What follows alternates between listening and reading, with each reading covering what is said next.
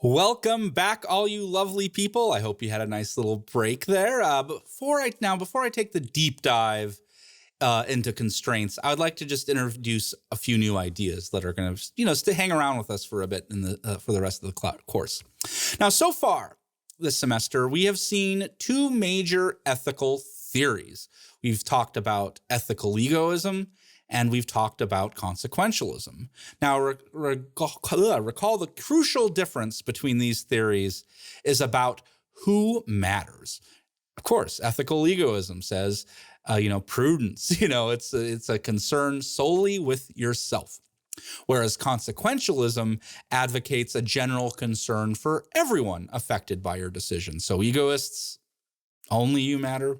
Consequentialism, everyone matters. And of course, Ayn Rand was the big defender we read for ethical egoism. And when it came to consequentialism, we have seen, John Stuart Mill, Jeremy Bentham, both are consequentialists. Utilitarians, but utilitarianism is, of course, consequential. Now, ethical egoism and consequentialism, here's something new. They do have something in common. Ooh, what could it be? Well, what it is that both theories agree that morality is only about promoting the goodness of outcomes. For both theories, the goodness of outcomes is the only thing that has intrinsic moral value. Yes, both theories are about the consequences, about impact. They are not incredibly concerned, as we've seen, about intent. So yes, they agree in the goodness of outcomes. It's just they disagree over the goodness of outcome for whom? Right? Because ethical egoism says, yes, goodness of outcomes, consequences, impact, that matters, but it only matters for how it affects you. Whereas consequentialism, as we've seen, agrees, yes, the goodness of outcomes, impact matters, but it's the impact on everyone, not just you. So both these theories agree on that, and we'll give that kind of common ground a name. It's called teleology. Teleology. Now, according to teleology, the goodness of outcomes is the only thing with intrinsic moral value. Once again, teleology holds that the goodness of outcomes is the only thing with intrinsic moral value. So, maybe a third time. So yeah, teleological theories are only concerned about the goodness of outcomes, the consequences of your actions, the impact of your actions. It is not too concerned about your intent or your motivation. Again, it's all about impact.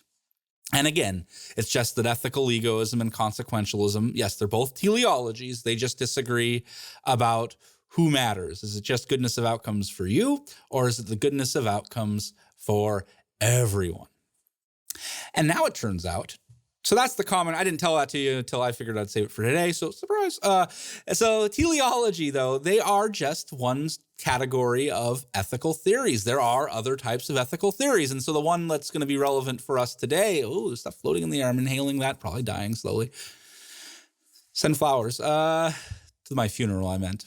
Well, that's depressing. Anyway, what was I talking about? Deontology. Yes, that is a marked different type of theory from teleology, deontology. Now, according to deontology, there are other things with intrinsic moral value besides goodness of outcomes. Again, deontology holds that there are other things with intrinsic moral value besides goodness of outcomes. So you can see, again, the difference between teleology and deontology. Fairly straightforward. Teleology says all that matters is the goodness of outcomes. And then we'll have the debates over, is that just for you or for everyone? But deontology is different. Deontology says there are other things that have intrinsic moral value. Deontologists might disagree about, do we like goodness of outcomes? Do we hate goodness of outcomes?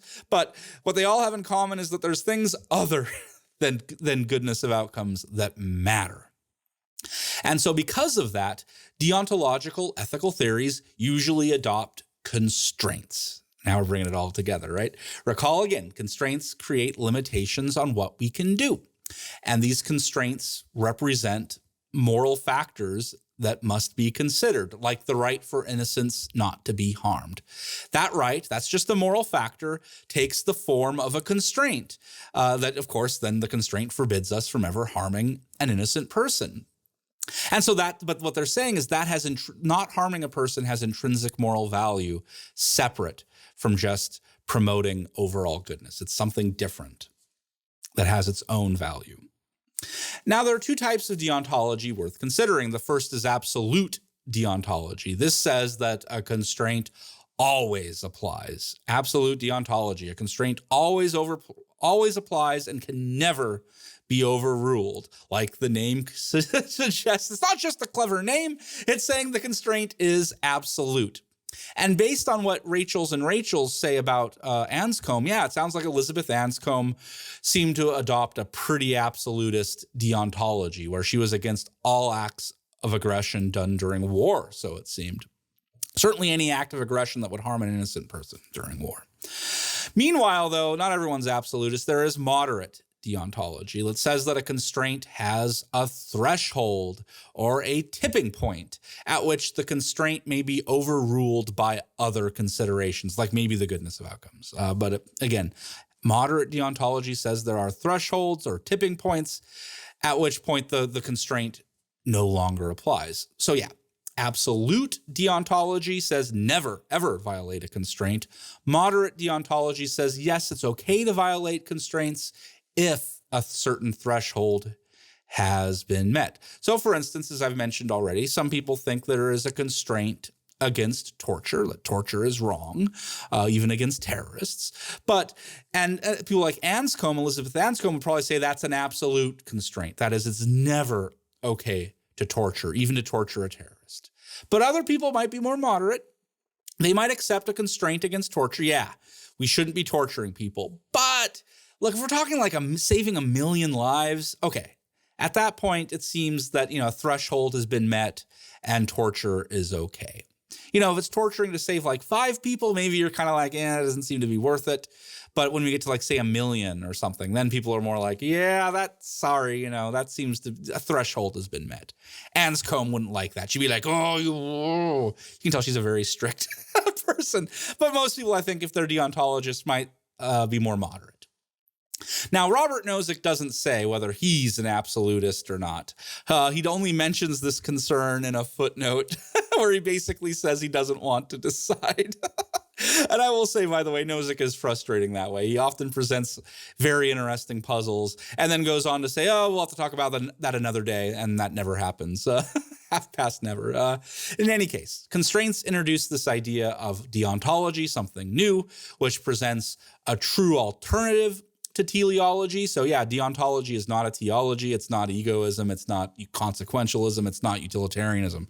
It's a true alternative, one which we're going to see a bit more of as we go through the course. But of course, you might be wondering, if this isn't about the goodness of outcomes, because again, deontology says other things matter. So if we're not talking about promoting the greater good, I always laugh when I say it because I know what's coming. Okay, fine. If there's other things than that matter, but then what are these other things? How are constraints actually going to be justified as opposed to just arbitrary, do this, don't do that type things? And that's a very good question. Thank you for asking. But before I answer that question, let's take the stretch break. Rest our eyes. I know. I'm staring at a screen way more than I used to. It's pretty rough. So, hey, take that break, stretch, relax your eyes, and then come back and we'll continue on.